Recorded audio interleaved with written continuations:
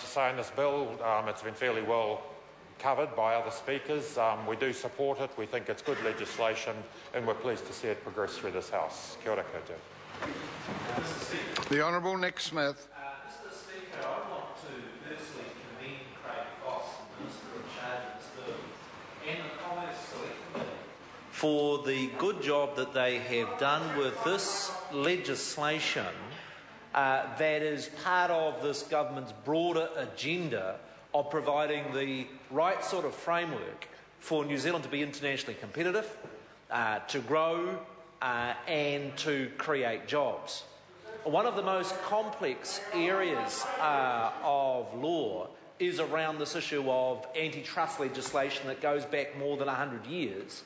And it's particularly critical for very small countries like New Zealand, where a large amount of commerce occurs within an international context, and particularly for New Zealand with Australia.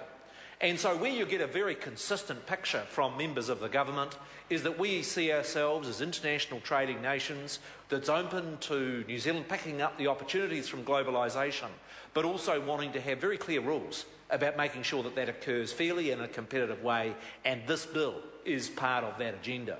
Where I do find it a bit contradictory is that there are members of this House that are confused about when they support internationalisation and when they don't.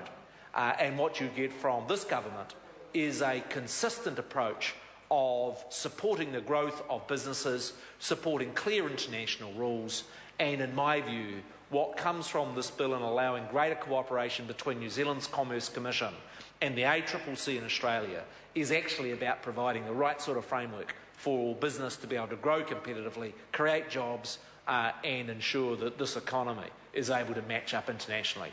So it's very good, in my view, that the House broadly supports this legislation, and we should get on and progress it through the House.